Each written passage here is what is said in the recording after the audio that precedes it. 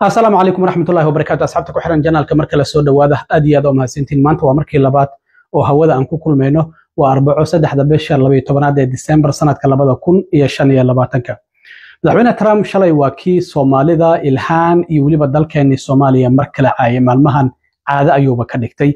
Haddaba Ilhaan Cumar ayaa arintaasi ka jawaabtay markii waraysi oo la yeeshay telefishinka markii hore la dhihi jiray MSNBC laakiin hadda MS Now isku bedelay adiga toddobaad ka hor waraysi ay bixisay ayaa Ilhaan Cumar waxa la weydiiyay maxaad uga jawaabaysaa eedeymaha Trump adiga iyo waliba community-ga Soomaalida ee Minnesota uu soo jeediyay. Horta dad fara badan waxay aaminsan yihiin Trump Ilhaan ayaa nagu dirtay, anigu dadka aaminsan kuma jiro. Ilhaan waa qof siyaasiyada oo ku jirta baarlamaanka waddanka Mareykanka ama Congress-ka Mareykanka. Iyada iyo Trumpna ku dhawaad xitaa 4 sano hore madaxweyne ahayna sidan ay hadallada isku dhaafsanayeen. Laakiin Trump ayaa isaga si gooni ah ayuu hadda Soomaalida u bartilmaameedsanaya waxaana lala xiriirinaya arinta musuqmaasuqa ee ka dhacday gobolka Minnesota in uu Trump doonayo maadaama uu sheeganayo madaxweyne musuqmaasuqa la dagaalama inuu arintaasi Soomaalida darteed u bartilmaameedsanayo. Haddii marka uu hadlo oo Ilhaan ay u jawaabto micnaheedu ma ahan in ay Ilhaan Soomaalida ay ku dirtay madaxweyne Trump. Anigu arintaasi ma aaminsan. Haddii dowladda Soomaaliya madaxdeedii ay ka hadli waayaan waxaad leedihiin waa ay aaminsan yihiin. Haddii ayadii oo waddanka gudaheeda joogtay ay u jawaabtana waxaad leedihiin Trump iyada ayaa nagu dirtay, laakiin anigu arintaasi ma aaminsan. Marka Ilhaan waxa la weydiiyay bal waxyaabaha ay uga jawaabayso maadaama shalay uu iyada qashin ku tilmaamay isla markaana uu eedeymo kala duwan u soo jeediyay. Marka waxay tiri madaxweynaha inuu mar kastaba aniga iyo Soomaalida uu ka hadlayo iyo waliba bulshada Soomaalida waxaan u arkaa arintaasi dhab ahaantii inay tahay mid aan caafimaad ahaan wanaagsanayn.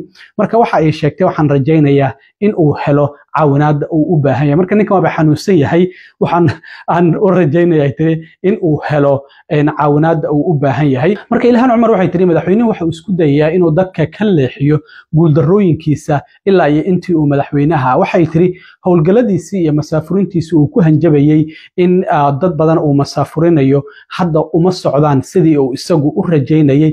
canshuurihiisa uu ku soo rogay wadamada caalamkana ma shaqeynayaan oo noloshii ayaa ku qaaliyooday dadka Mareykanka ah isla markaana dadkii Mareykanka ah ma awoodaan xataa waxyaabihii qutul daruuriga in ay gataan. Waxa ay sidoo kale intaasi ku dartay waxa uu sidoo kale ka cabsanaya inay banaanka yimaadaan dokumentiyadii Epstein files oo u dagaalamay inaan shaaca laga qaadin isaga iyo waliba xisbiga uu hogaamiyo oo ah xisbiga dhiigga caruurta cabta waa xisbiga Republicanka ay sidaas leedahay. Marka dad fara badan waxay leeyihiin doona odagii Ilhaan wayba nagu sii diraysa. Waxaan ognahay hadda madaxweynuhu inuu saxiixay labada aqalna ay meel mariyeen sharcigaasi isla markaana 19 bishan ugu dambeyn ay tahay wasaaradda cadaaladdu inay soo bandhigto Epstein files. Marka waxa ay tiri dadka ayuu doonayaa inuu waxyaabahaasi oo idil uu ka weeciyo. Waxaan sidoo kale ognahay ayay tiri in hadda madaxweynaha baaritaan lagu bilaabi doono oo la xiriiray dambiye dagaal inuu galay. Trump waxaan ognahay labadii bilood ee la soo dhaafay waxa uu duqeymo la beegsanayay doomo uu sheegay ilaa hadda cadeyn lama hayo inay darooga Mareykanka u soo wadeen gaar ahaan badaha Caribbean-ka. In ka badan 20 duqeymo oo kala duwan ayuu fuliyay oo dad fara badan ay ku dhinteen. Hadda waxa leeyahay mid dhacday 2 September duqeyntii markii doonta lagu dhuftay 2 qof ayaa ka badbaaday, gantaal labaad ayaa lagu dhuftay si labadaasi qof loo dilo. Hadda labadii maalmood u dambeysay warbaahinta Mareykanka ayay ka socotaa. Marka waxa la leeyahay dad aan hubaysnayn oon dagaalamaynin isla markaana qaarkood ba laga yaabay inay dhaawac yihiin in la dhameystiro arintaasi waa dambiye dagaal. Shalay shirka golaha wasiirada xitaa wasiirka dagaalka Pete Hegseth waa la weydiiyay wuxuu yiri aniga duqeynta koobaad markii ay dhacday waan ka tagay meesha taliyihii howshaas ku lug lahaa ayaa amray in duqeynta labaad la geysto. Marka isagu uu iska fogeeyay. Trumpna wuxuu yiri waxba kama ogi arintaasi. Marka baaritaan ayaa hadda ku socdo. Waliba duqeymahan Trump uu doomahaasi sheeganayo inay darooga Mareykanka u soo wadaan waxa ay Congress-ku ay ku tilmaameen mid sharci darro ah maadaama aan lagu wargelin ilaa ay haddana cadeymo aan loo keenin.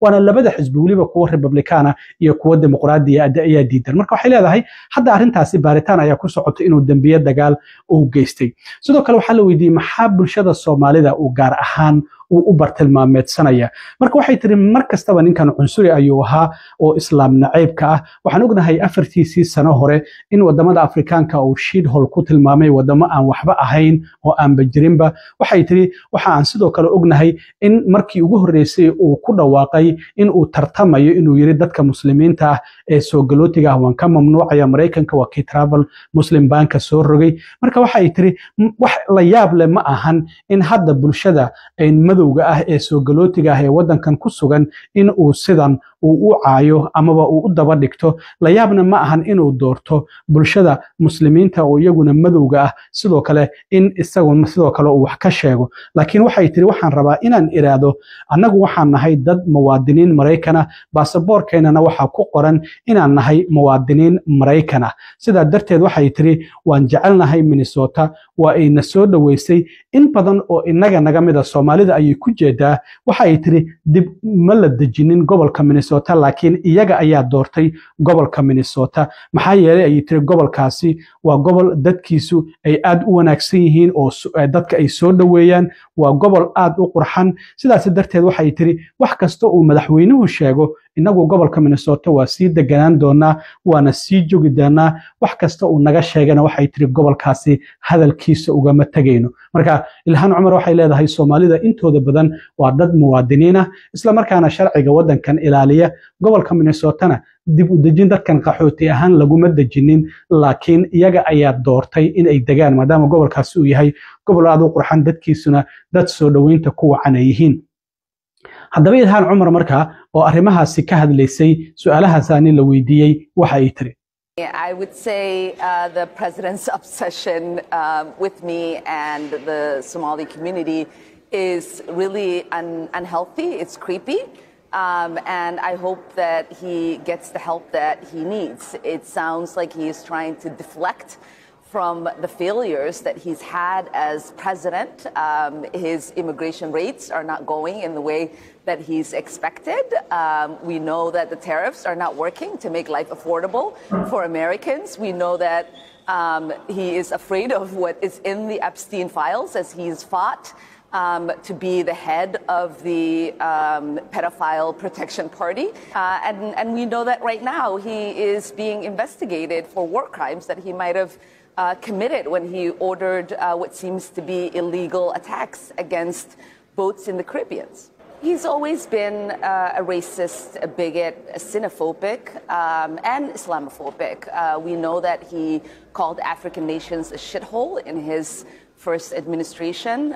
We know that when he came down that escalator, he said he was going to stop Muslim immigration into this country. And so it is not surprising that he is going after black immigrants in this country. And it's certainly not surprising that he's choosing a black immigrant community that is also Muslim.